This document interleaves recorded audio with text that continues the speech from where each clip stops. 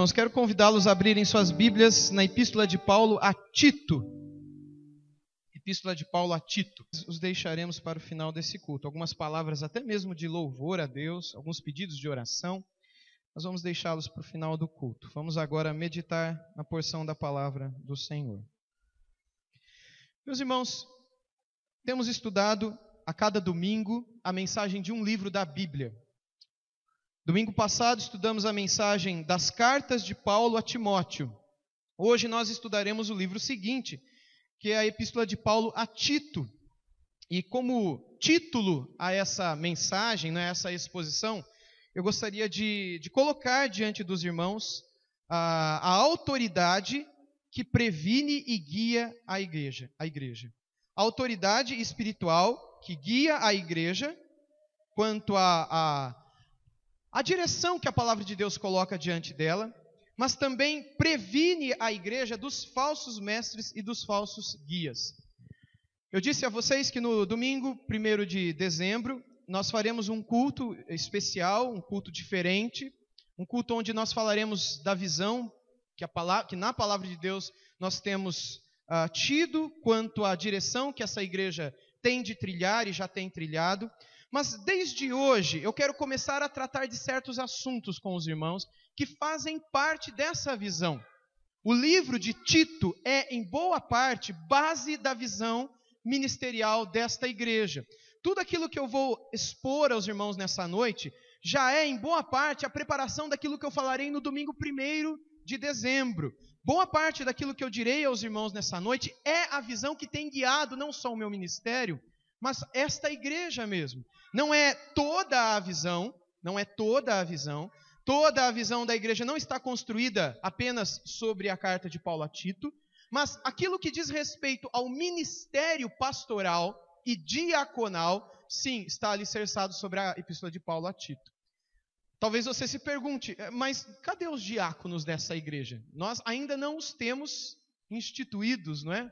Oficializados como tais, mas nós os teremos no ano que vem. Isso é parte do que eu pretendo dizer a vocês no dia 1º de dezembro. Nós somos uma igreja que tem apenas 2 anos de organização. E eu entendi diante de Deus que deveria cuidar primeiro da comunhão, da união, das lideranças espirituais das comunidades, antes daquelas lideranças que cuidarão, e já estão cuidando de certo modo, daqueles que carecem de alguma maneira, não é, dessa ajuda. A área de auxílio, de justiça, de ação social dentro da nossa igreja. E é parte do trabalho diaconal sobre o qual eu falarei um pouquinho hoje à noite, mas bastante no dia 1º de dezembro. De modo que esta epístola, a epístola de Paulo a Tito, nos ajuda a entender como é que funcionam as coisas numa igreja onde o ministério pastoral e diaconal é baseado na palavra do nosso Deus. Bem, eu gostaria de primeiro ler com vocês aquilo que está no versículo 5, de Tito capítulo 1, versículo 5. Vamos começar por aqui. Paulo diz assim: por esta causa te deixei em Creta, para que pusesses em ordem as coisas restantes, bem como em cada cidade constituísses presbíteros, conforme te prescrevi. E a partir desse momento, Paulo vai dizer como deverão ser esses presbíteros, e eu voltarei a isso daqui a pouco. Mas é importante que a gente preste atenção nisso.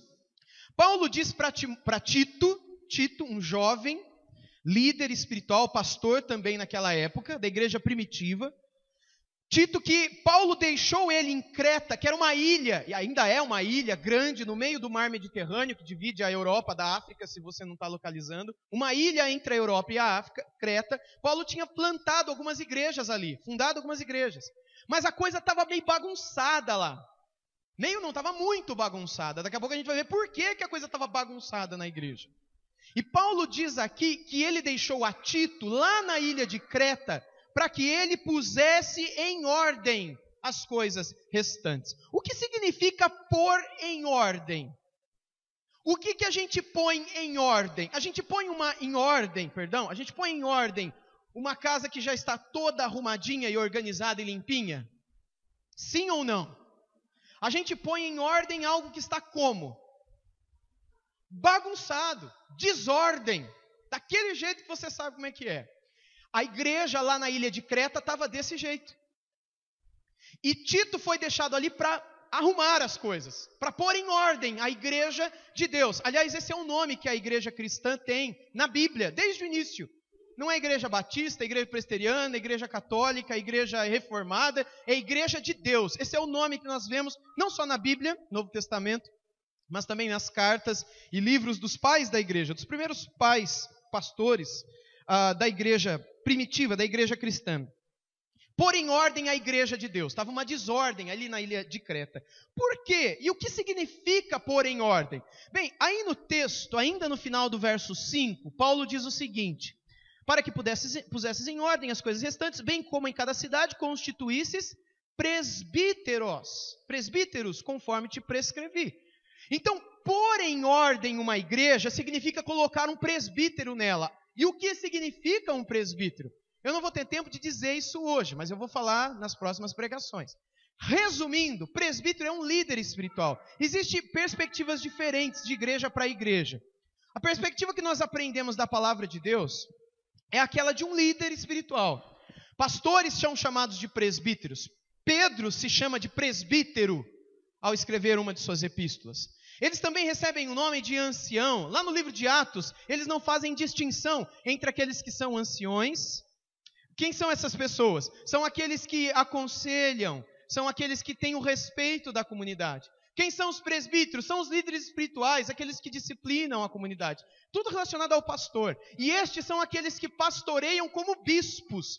E o que significa bispo? Bispo vem da palavrinha episcopo, que significa supervisor. Episcopo, né? Ver, episcopo, aquele que vê de cima, que supervisiona o rebanho.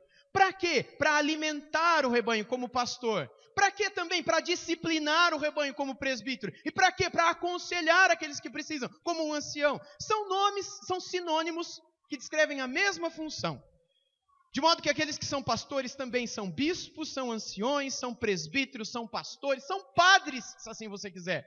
No sentido latino da palavra pai. Pai na fé, como Paulo se diz, pai na fé de Timóteo e também de Tito. E muitos de vocês aqui têm os seus pais e mães na fé, aqueles que levaram vocês a Cristo. Muitas pessoas têm em pastores pais na fé, que é uma expressão bíblica para aqueles que trouxeram um ou outro para a fé cristã. Enfim, Paulo vai dizer aqui para Tito que se ele lá na ilha de Creta instituísse pastores, a coisa ia ficar organizada. Estava bagunçado. Será que não tinha pastores lá? O problema é que existiam pastores lá. Mas como eram esses mestres? Como eram esses professores? Como eram esses líderes espirituais? Vamos ver então Tito, capítulo 1, a partir do versículo 10. Veja como eram essas autoridades que lá já estavam. E por que Paulo diz aqui que era para Tito instituir novas autoridades no seio da igreja. A partir do verso 10. Porque existem muitos insubordinados, pauradores frívolos e enganadores, especialmente os da circuncisão. É preciso fazê-los calar. Só uma explicação. No versículo 10 ainda, esses insubordinados sobre os quais Paulo fala eram líderes espirituais. Eram pastores, eram mestres dentro da igreja, pessoas que ensinavam, que lideravam comunidades, que lideravam a igreja. Eram líderes espirituais dentro da igreja, mas eram insubordinados, eram pauradores frívolos. O que era isso? Eram pessoas que falavam coisas que não deveriam falar sobre Deus, sobre a igreja, sobre a autoridade apostólica. E eram especialmente alguns judeus que estavam lá. Paulo deixa isso aqui no finalzinho do verso 10, não é? Especialmente os da circuncisão. E aí continuemos no verso 11. É preciso fazê-los calar, porque andam pervertendo casas inteiras, ensinando o que não devem, por torpe ganância. Sabe o que esses líderes faziam? Eles iam na casa de um, na casa do outro, e ficavam falando ali coisas que não deveriam. Coisas diferentes daquela que era a palavra que Paulo havia deixado ali na ilha de Creta.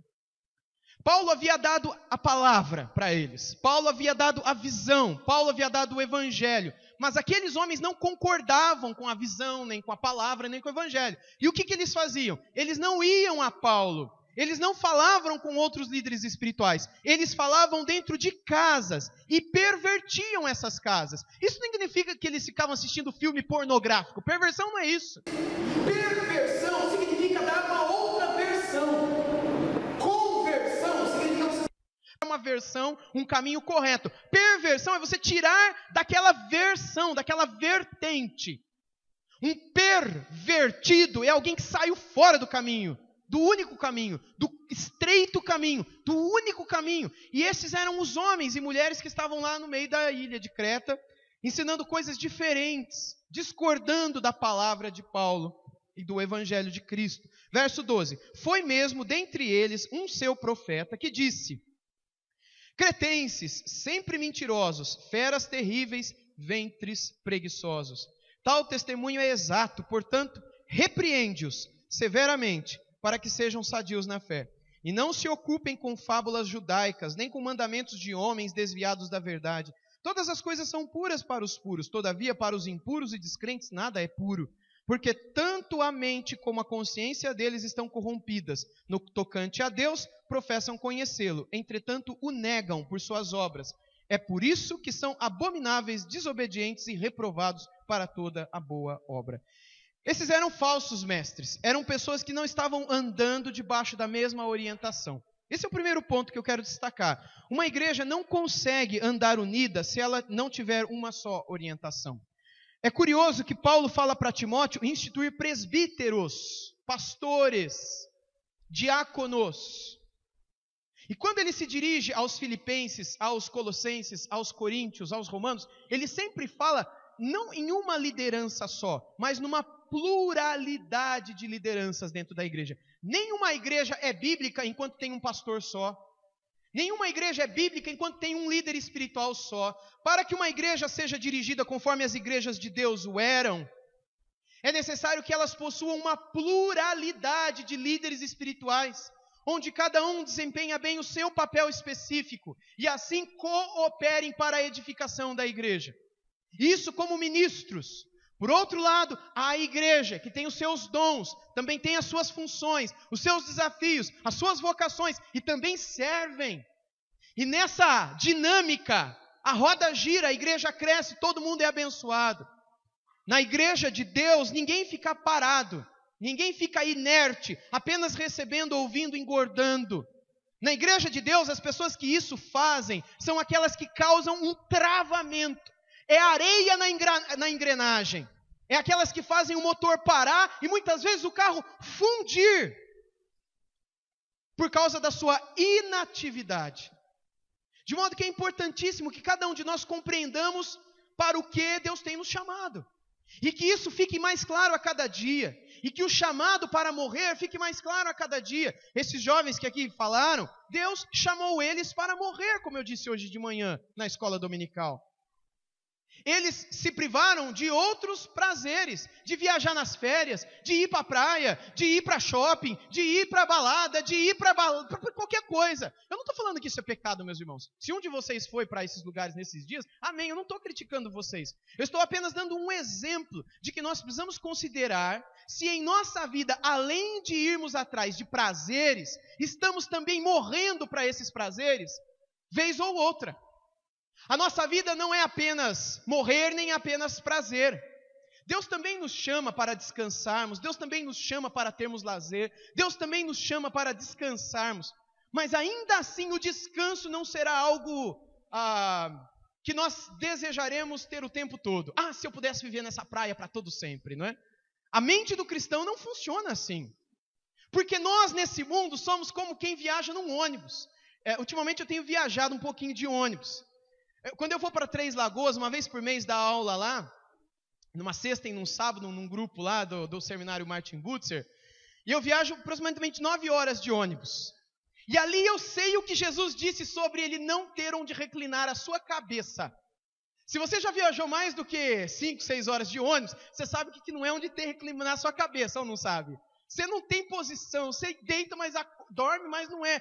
Assim é esse mundo para nós. Eu estou reclamando da viagem de ônibus? Lógico que não.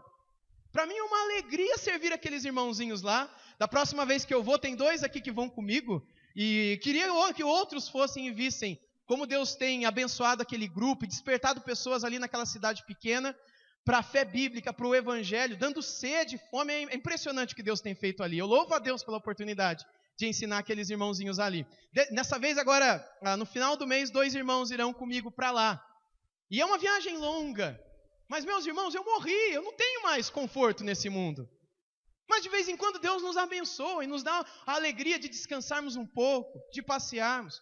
Mas sempre com essa consciência, a minha vida aqui não é para ficar atrás de descanso apenas, mas também para me lembrar que eu já não vivo mais. Há alguém que vive em mim. E esse que vive em mim me leva a falar desse amor que ele tem pelo outro. Esses jovens que aqui estão morreram para esse mundo. Eu morri para esse mundo. Eu falei um pouco disso hoje de manhã. Deus nos chama a todos a morrermos também. Se você quer vir após mim, negue a si mesmo, tome a sua cruz e siga-me. O que é tomar a cruz? É morrer. É simplesmente morrer. Aqueles homens ali na ilha de Creta não estavam morrendo para si mesmos. Havia uma autoridade espiritual ali. A gente não sabe o que aconteceu com aquele homem. E por causa da falta dessa única instrução, muitas pessoas estavam perdidas. E na falta de uma instrução, muitos instrutores se levantaram. Para onde que a igreja vai? Para a instrução do A, do B, do C, do D, do E, porque cada um tem a sua cabeça. Não, porque quando eu vi Paulo pregando em Antioquia, lá ele fazia assim. Não, mas você precisa ver como é que era lá em Filipos. Ah, mas isso é porque você não passou por Jerusalém. A igreja de Jerusalém que era uma bênção. Vamos fazer aqui que nem era lá em Jerusalém? Ah, não, vamos fazer igual é lá na Alexandria. E outro chega, não, em Roma está acontecendo um negócio. Eu trouxe uma visão aqui de Roma. E aí a igreja tem um monte de ideias. Para onde que a igreja vai? Para lugar nenhum. Vai para o brejo. Vai para o buraco. Divide, acaba. Porque é necessário que a igreja tenha uma visão. Uma direção. Se tiver 2, já acaba a igreja. Por quê? Porque alguns ficarão com uma e outros ficarão com outra. Se a igreja tiver 3 visões, a mesma coisa. Então, toda a liderança espiritual de uma igreja deve estar unida debaixo de uma visão, de uma instrução. Paulo, falando aos Efésios, cita o pastor mestre como esse homem. Via de regra, aquele que planta a igreja, é aquele a quem Deus chamou para dar instrução para a igreja. Mas ele não pode ser um só na igreja. Ele não consegue desempenhar bem o seu papel sendo um só. E nem mesmo a igreja ser melhor abençoada se não ter com ele outros líderes espirituais, ordenados e não ordenados. Essas pessoas lá na ilha de Creta estavam uma bagunça, porque tinham vários líderes e nenhum deles seguindo a instrução de Paulo. Esse é o ponto. Timóteo tinha que ir lá instituir autoridades por causa dessas autoridades que estavam aqui. E meus irmãos, como é a vida dessas autoridades que Tito deveria instituir lá? Eram vidas que deveriam transpirar a palavra de Deus.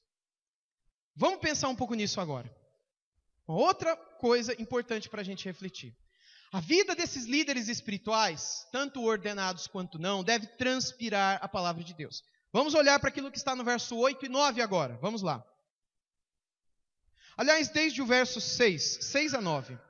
Como são esses presbíteros, esses pastores, esses líderes espirituais? Verso 6. Alguém que seja irrepreensível, marido de uma só mulher, que tenha filhos crentes que não são acusados de dissolução, nem são insubordinados, porque é indispensável que o bispo seja irrepreensível, como dispenseiro de Deus, não arrogante, não irascível, não dado ao vinho, nem violento, nem cobiçoso de torpe ganância, antes hospitaleiro, amigo do bem, sóbrio, justo, piedoso, que tenha domínio de si, apegado à palavra fiel, que é segundo a doutrina, de modo que tenha poder tanto para exortar pelo reto ensino, como para convencer os que o contradizem. Bem, ele começa no versículo 6a dizendo que esse líder deve ser irrepreensível. O que significa isso?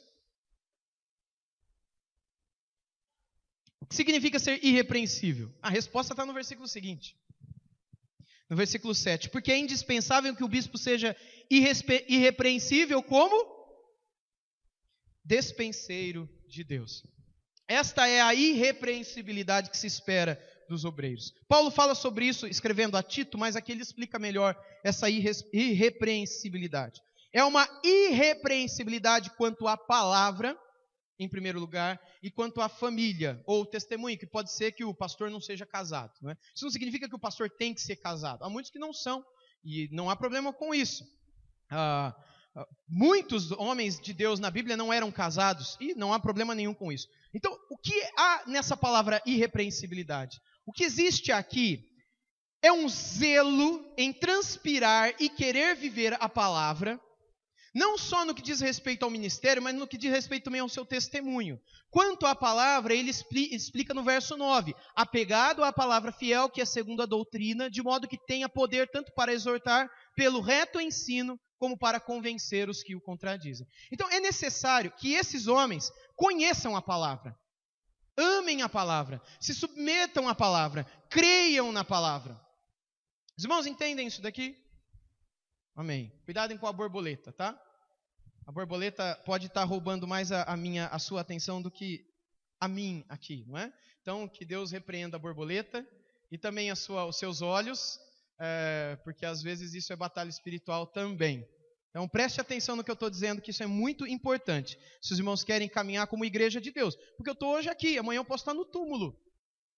E vocês precisarão buscar um pastor que preencha esse perfil para ser pastor de vocês. Então prestem muita atenção, porque a igreja não é brincadeira, não é clube, não é mera associação. É povo de Deus com responsabilidade nessa terra. Então ele diz que vocês, nós, igreja, deveremos ter líderes irrepreensíveis, quanto à palavra e quanto ao testemunho. Quanto ao testemunho, ele cita a família. Ele diz, marido de uma só mulher, que tenha filhos crentes, etc. e tal, que eu já li aqui para vocês. Agora, o que significa ele ser irrepreensível quanto à família e quanto à palavra? Isso é importante que a gente reflita. Significa que quanto à palavra ele deva ser um PhD em teologia? Porque ser irrepreensível quanto à palavra significa que ele deve ser perfeito e conhecer tudo na ponta da língua e tenha estudado décadas para que agora sim, sabendo a Bíblia de cor e penteado, ele possa ser pastor. Significa isso? É lógico que não. Mas significa um alvo para o qual ele deve seguir. E quanto à família ou ao testemunho, se ele não for casado? Significa que a família dele deve ser perfeitinha também. Existe uma família perfeita? Existe sequer na Bíblia uma família perfeita? Não, também. Mas o que ele quer dizer com isso aqui então? Aqui, meus irmãos, é importante que a gente compreenda que a Bíblia aponta nortes para nós. Aponta rumos, o caminho. Se você já leu o livro Peregrino, ou já viu o filme, talvez você se lembre da imagem do evangelista, ou dos outros, que apontam para a montanha. Lá no alto tem uma luz, e lá está a cidade celestial. E existe um caminho estreitinho que o cristão, que é o personagem principal, tem que trilhar para chegar lá. Mas no meio do caminho ele vai encontrar um monte de problema, de dificuldade, de aflição. Mas ele sabe onde ele tem que chegar. A Bíblia sempre aponta onde a gente tem que chegar. De modo que, como pastor, eu sei que biblicamente onde eu tenho que chegar. Eu tenho que conhecer todo o conselho de Deus. E me esforçar para expor, falar de todo o conselho de Deus para vocês. Mas isso será impossível.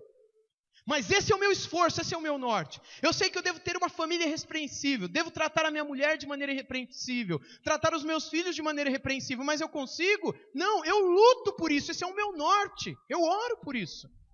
E vocês, como igreja, não devem torcer para que o pastor caia, para que os filhos do pastor sejam desobedientes, para que o pastor adultere e traia a mulher, para que o pastor erre no versículo bíblico, mas devem orar pelo pastor.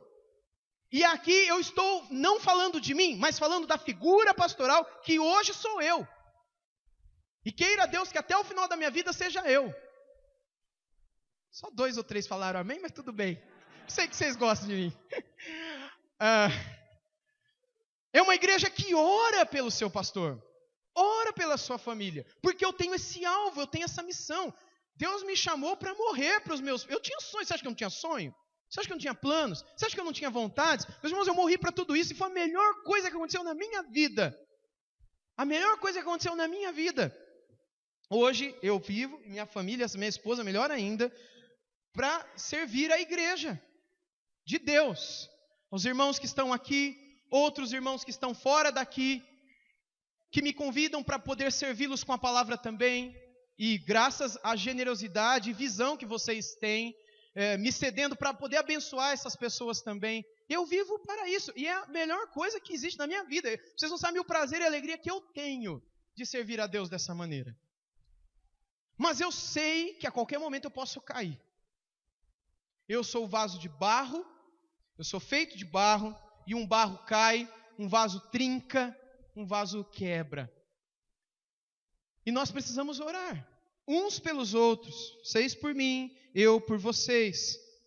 Então, essa irrepreensibilidade era algo que Tito deveria notar ali.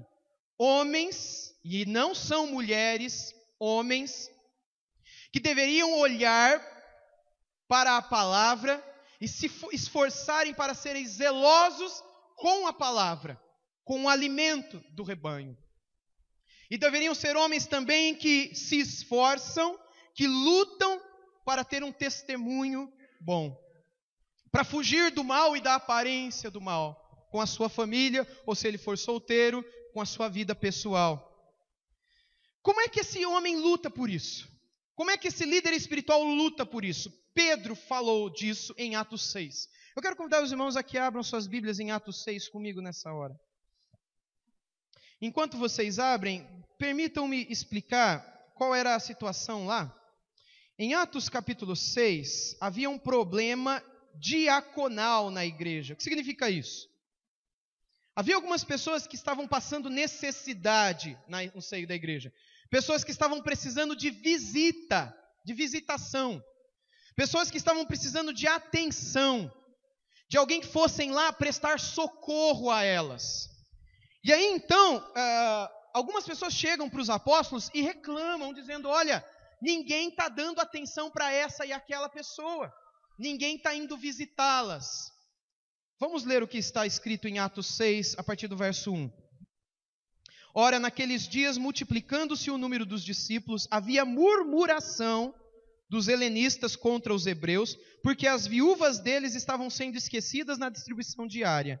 Então os 12 convocaram a comunidade dos discípulos e disseram: não é razoável que nós abandonemos a palavra de Deus para servir às mesas. Mas, irmãos, escolhei dentre vós 7 homens de boa reputação, cheios do espírito e de sabedoria, aos quais encarregaremos deste serviço. A palavra que serviço é diaconia.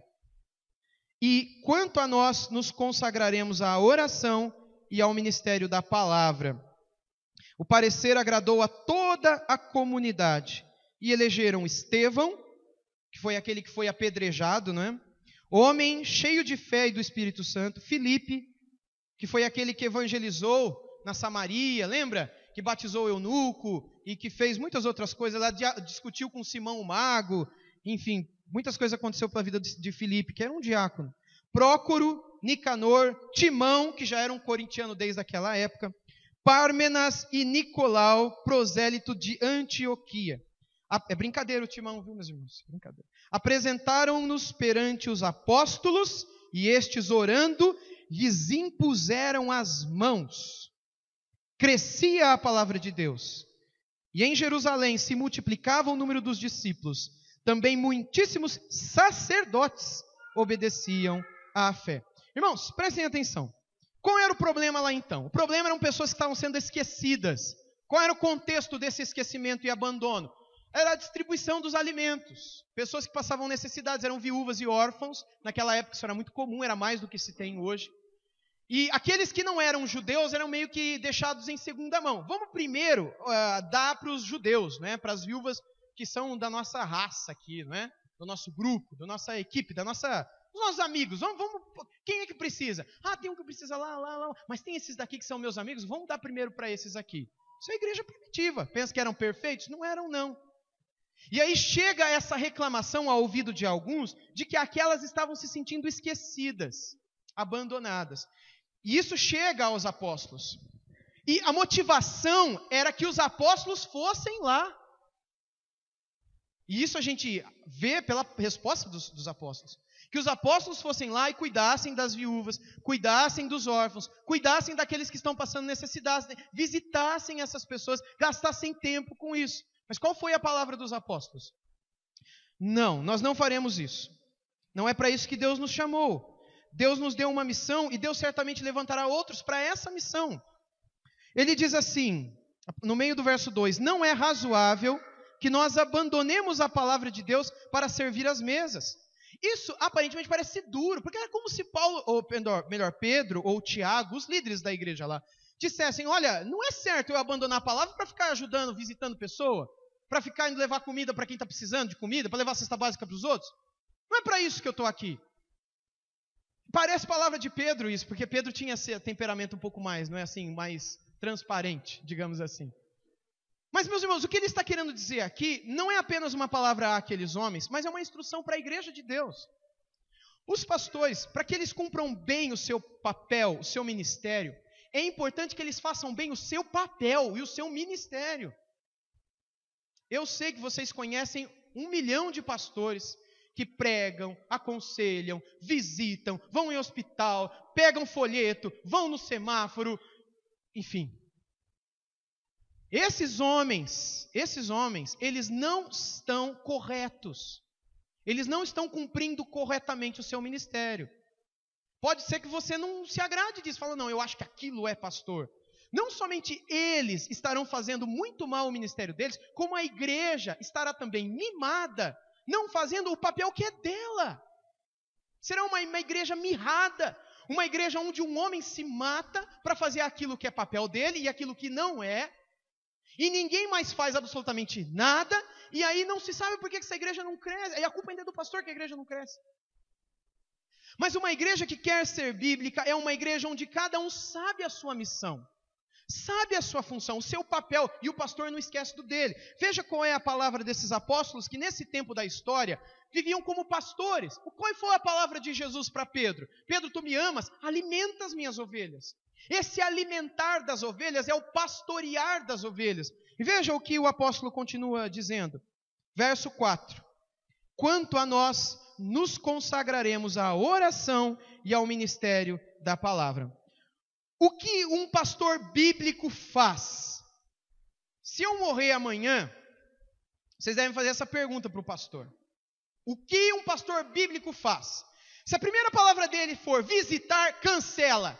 Fala, muito obrigado, Deus abençoe, paga a passagem dele, que veio para cá, dá uma oferta de amor, mas ora por outro.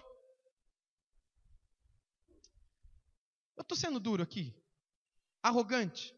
Eu espero não ser, meus irmãos, me perdoem se eu estiver parecendo. Mas a Bíblia chamou os pastores, e isso para a igreja tem que ficar mais claro do que para nós. Para se consagrarem à oração e à palavra. Vocês deveriam chegar para o pastor dizendo, pastor, quantas horas você está orando por dia? Se o pastor demorar muito para responder, não faça essa pergunta para mim hoje à noite, tá? Quantas horas o senhor tem orado por dia? O senhor tem orado pela minha vida? O senhor tem orado pela vida da minha família? Ou, pastor, eu quero que hoje o senhor ore por isso. E na semana seguinte cobre. Ou se você começar a perceber que o pastor está pregando sempre a mesma coisa, não se aprofunda. Pastor, quantas horas o senhor tem gastado lendo a Bíblia, estudando a Bíblia? Não, meu irmão, eu estou visitando as ovelhas. Segunda eu fui lá na casa da irmã tal. Na terça eu fui na casa da irmã tal. Na quarta eu fui de manhã, de tarde, de noite, de madrugada eu tive que ir também. E aí você diz, pastor, o senhor está errado, pastor. Deus chamou os diáconos para isso. Deus chamou homens cheios do Espírito, de boa reputação e de sabedoria, que se encarregassem desse serviço, de darem atenção àqueles que se sentem abandonados e que de certo modo carecem, porque são viúvas, são órfãos. Agora, o pastor, isso deve ficar claro para mim que sou pastor, para o Diego que está ali, para o Murilo, hoje o Murilo, eu dispensei ele para uma atividade. E para outros que eu sei que tem chamado no ministério pastoral aqui. Vocês podem agora, se quiser levantar, beber água no banheiro, eu vou lá só para o Diego aqui e para os outros que estão aqui, né? Mas fiquem, não vão não. Fica aí, é bom que você fique, é bom que todo mundo ouça isso. Deus nos chamou para o ministério da palavra e da oração. Mas isso nem sempre traz aplauso dos homens. O que é que traz aplauso? Eu agradar todo mundo. Como é que eu agrado? Estando com todo mundo, visitando todo mundo. Os irmãos estão me entendendo? Estando presente em todas as situações, em todos os aniversários, em todos os chás de bebê, chá disso, chá daquilo, bodas disso, bodas daquilo. Eu não posso esquecer de um aniversário sequer, porque se eu esquecer, esse pastor já não presta. Então o pastor ele tem que ter um despertador no celular. Eu estou dizendo o contrário, tá? Não fique com nada do que eu estou falando. Se o pastor não tem ali e seja irrepreensível nisso, ele não serve. Meus irmãos, é para isso que Deus nos chamou? Não, meus irmãos, não é para isso que Deus nos chamou. Vocês devem investir na vida dos pastores. A igreja de Deus deve investir na vida desses pastores. Forçar esses pastores a conhecer a palavra, porque são eles que alimentam vocês. Vocês não devem buscar alimento, com todo o amor do mundo, na televisão, na internet, em texto de pastor A, B, C ou D. Vocês precisam buscar alimento no seu pastor. Mas se o seu pastor não te alimenta do jeito que você gostaria... Uma vez eu vi isso de um jovem que era membro aqui, e hoje, pela bondade de Deus, já não está mais aqui. Ele disse: pastor, o que eu vou fazer na igreja? Eu fui visitá-lo, porque ele já não vinha há muito tempo. Ele disse: tudo que o senhor prega eu já sei. O senhor não acrescenta nada ao que eu falo. Sabe qual foi a minha resposta para ele? Eu fiquei com essa cara de tacho, eu não tinha resposta. Eu fiquei com vergonha, porque eu não sabia o que falar. E eu falei: meu Deus, o que eu falo? Eu nem lembro o que eu falei para ele. Mas essa foi a palavra. Eu não tenho o que... Eu falei: irmão, então não precisa ir, porque não acrescenta. Agora, pelo menos se você fosse, porque tudo que eu falo você já sabe até melhor, mais profundo. Então pelo menos vá para orar pelas pessoas que não sabem. Ou vá para adorar a Deus pela palavra que é pregada. Porque vocês não vêm à igreja só para aprender a palavra, mas para adorar a Deus, ao sermos recordados por ela. Há muitas coisas que eu prego aqui que vocês já sabem. Nessas horas, adorem a Deus por essa palavra. De modo que o pastor é aquele que alimenta. Então vocês precisam investir nisso, exigir isso, cobrar isso desses pastores. Agora, como membros da igreja também, porque eu sou pastor, eu sou membro dessa igreja. Por enquanto eu sou o único pastor dessa igreja. Eu também sou membro, então eu também visito. Hoje de manhã eu compartilhei que eu fui visitar uma senhora no hospital. Essa semana eu fiz algumas visitas. Toda semana eu visito, mas eu não fico falando aqui. Porque eu não preciso falar. Há pastores que falam, colocam no boletim, tira foto e põe no boletim para mostrar que visitou, para a igreja ver que ele visitou. Meus irmãos, eu não sou desse tipo de pastor. Nem queiram um pastor assim. Todas as semanas eu aconselho e visito. Mas a minha maior preocupação não é essa, porque eu faço isso como crente. Vocês têm feito isso? Porque isso nós deveríamos fazer como cristãos, visitar uns aos outros, aconselhar uns aos outros, exortar uns aos outros, dar suporte uns aos outros. Isso é ordem para pastor ou é ordem para a igreja? Respondam para mim. Quando Paulo escreve aos Colossenses, isso era ordem para o pastor ou era para a igreja? Era para a igreja. Para a igreja. Aos pastores, Paulo aconselhou que eles fossem fiéis na palavra, conhecedores da palavra e homens de oração. Mas a igreja deveria visitar, a igreja deveria aconselhar, a igreja deveria dar o suporte, a igreja. Mas o pastor é mais um da igreja, então o pastor vai também. Mas ele não pode fazer tudo sozinho. Vocês estão me entendendo? Amém, meus irmãos, ou não? Amém? Nós devemos fazer juntos isso. Porque senão a igreja vai sofrer. Porque todos estão colocando sobre os ombros de um homem, ou dois, ou três. E todos deveremos realizar isso. Um pastor bíblico, então, ele faz o seguinte: ele ora e lê a Bíblia. Ah, pastor, mas só isso? Não é? Isso pode acontecer? Uma vez aconteceu, eu não vou dar nome, né? Lógico. Mas é só para exortar. Enfim, só para conhecimento dos irmãos. Que isso nunca aconteça com o Diego e com nenhum dos outros pastores que vocês terão. Estava eu orando no meio de uma tarde. E alguém chegou e disse: pastor, está aí? Tá. O que ele está fazendo? Está orando. Aí a pessoa foi lá: ô pastor, já que você não está fazendo nada, você não pode vir dar uma mão aqui para mim? Por quê? Porque o seu pastor está orando, não está fazendo nada. Meus irmãos, aí o pastor se levanta e vai lá ajudar, vai fazer uma coisa, vai fazer outra, né? Porque oração não é importante, né? Oração não é nada. Mas, meus irmãos, Deus chamou pastores à oração. E homens de Deus que não oram, não são homens de Deus. Homens de Deus que não dobram os joelhos, homens de Deus que não choram pelas almas, pelas vidas das ovelhas, pelas famílias que estão se divorciando. Homens de Deus que não oram e não choram pelos filhos dessas famílias que estão sofrendo. Homens de Deus que não fazem isso não são homens de Deus. E esses homens muitas vezes não conseguem chegar e dar a mão e dar o ombro para essas pessoas, porque são muitas. Ou vocês acham que são 2 ou 3 aqui só que tem problema? Quem aqui não tem problema? Como é possível um homem de Deus chegar a todas elas? Pela misericórdia de Deus, Deus sabe que a gente não é capaz. Por isso Ele nos mandou orar e sermos guerreiros de oração. E essa figura é a figura do profeta Jeremias. Sermos aqueles, que é outra figura dos apóstolos, que se colocam na brecha e que não menosprezam e nem negligenciam o ministério da oração. E eu reconheço, eu preciso orar mais, muito mais. Eu oro muito pouco. Nessa igreja em Três Lagoas, os pastores, alguns dos pastores que são meus alunos, de uma das igrejas lá, eles quando chegam à igreja, isso é contratado quando eles são chamados para serem pastores da igreja. Pensar nisso. Quando eles são contratados, está lá, a primeira coisa que eles fazem no início do trabalho deles é orar por 2 horas. E depois, se eles tiverem que preparar uma pregação, se eles tiverem que visitar alguém, se eles tiverem que aconselhar alguém, se eles tiverem que ler, estudar para alguma coisa, depois desse tempo. Se nós formos conhecer homens de Deus no passado, que Deus usou para abençoar muita gente, eram homens que separavam horas para a oração, que não negligenciavam nem menosprezavam. Agora, o que um pastor bíblico não faz? Um pastor bíblico não pode fazer para poder ser bênção, para poder ser bíblico. Bem, ele não pode gastar tempo em outra coisa que seja Bíblia e oração. Por exemplo, visitação diária. Isso é um trabalho diaconal. Hospitais, enfermos, viúvos, viúvas, órfãos. Isso é diaconia. Muitos de vocês que são batistas há muito tempo têm conhecido o ministério do diácono como aquele que disciplina, que desliga da igreja, que resolve problema administrativo. Está tudo errado. Isso não é diácono. Isso é administradores, isso são presbíteros também.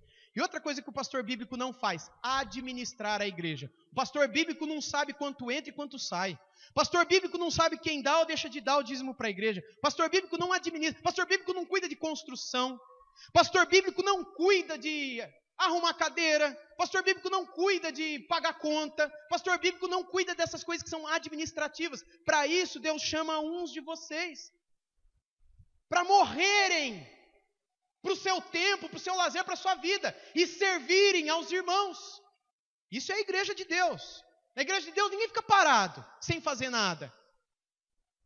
Um pastor bíblico, então, não pode carregar todos esses fardos. Mas como um irmão na fé, de vez em quando ele pode pagar uma conta, ele pode chegar mais cedo, arrumar as cadeiras, ele pode fazer muitas outras coisas. Eu não estou dizendo que o pastor tem que ser blindado, né? Colocado numa cadeira com rodinha, ser empurrado o tempo todo com o livro na mão, né? O tempo todo orando com a mão para o céu, né? Que ele chega numa rodinha, estão falando de futebol, e ele já chega sendo espiritual, falando aleluia, irmão, né? E quer trazer para, não, olha, se você gastasse tempo, o tempo que você gasta vendo futebol, você gastasse orando, sabe que ele estraga prazer? Não é nada disso. Não é nessa condição que o pastor tem que agir. O pastor é um homem normal, ele brinca também, ele ri também, ele faz tudo o que os demais homens e mulheres fazem também. Mas ele é alguém que sabe bem do seu ministério, e por isso ele se dedica muito, muito a esse ministério. Bem, meus irmãos, eu poderia falar muitas outras coisas que um pastor bíblico faz ou não faz, mas por conta do tempo eu vou parar por aqui. E concluindo dizendo que o que uma igreja bíblica faz, é buscar ter esses pastores sobre ela. Saber qual é a missão dela, qual é a responsabilidade dela, e orar por aqueles que estão instituídos como líderes dela, para que eles sejam fiéis homens de Deus que cumprem bem o seu papel também. Se os líderes espirituais estiverem cumprindo bem o seu papel, e a igreja estiver cumprindo bem o seu papel, nós, como igreja, seremos bênção na vida daqueles com os quais nós convivemos. Hoje eu encerro por aqui. No domingo que vem nós falaremos da mensagem de Paulo a Filemon, falaremos um pouco do perdão que faz parte da caminhada da igreja de Deus. E no dia 1º de dezembro, então, nós teremos um tempo muito especial falando de detalhes da visão e da missão da igreja de Deus nessa terra. Vamos todos nos colocar em pé, meus irmãos, e clamarmos a Deus que Ele nos dê graça para que cumpramos bem a nossa missão como seu povo nessa terra. Eu quero chamar o irmão Diego, que vem aqui à frente, ore nesse sentido ao Senhor, ore por nós, líderes dessa igreja, ore também pela igreja, que possamos ser sempre encontrados fiéis pelo Senhor. Vamos orar? Deus, nós te louvamos, te agradecemos pela tua graça, pelo teu favor. Deus, obrigado pela vida dessa igreja que foi comprada pelo teu sangue. Obrigado porque o Senhor constituiu sobre ela um pastor, que é o pastor Júnior, e sobre ele há Jesus Cristo. Mas obrigado, Deus, porque o Senhor tem dado visão, tem dado direção. Nós oramos, ó Pai, para que a tua igreja seja despertada, avivada e levada, Senhor, pela tua palavra a cumprir aquilo que o Senhor ordenou a cada um. Deus, oramos também para que cada pessoa, Senhor, que ainda não sabe o dom que tem, que o Senhor hoje mesmo mostre pela tua palavra e que ela possa servir ao Senhor e assim uns aos outros para a glória do Senhor Deus Todo-Poderoso e para a edificação da tua igreja. Deus, obrigado pela tua palavra. Obrigado, Senhor, por Jesus Cristo, pelo sangue que o Senhor derramou por nós. Obrigado, Deus, pelo Cordeiro Santo que foi morto em nosso lugar. E a única coisa que o Senhor espera de nós é entregar o nosso coração ao Senhor e trabalhar para a glória de Cristo. Por isso, Deus, aviva o teu povo, desperta o teu povo, levanta o teu povo para que Cristo seja conhecido nessa cidade e nesse país. Nós te adoramos, te louvamos e mais uma vez, ó Deus, consagramos o nosso coração, a nossa vida, a nossa mente, as nossas mãos ao Senhor Deus. Usa-nos, ó Deus, aonde o Senhor quiser, para a glória do teu nome. Em nome de Jesus. Amém.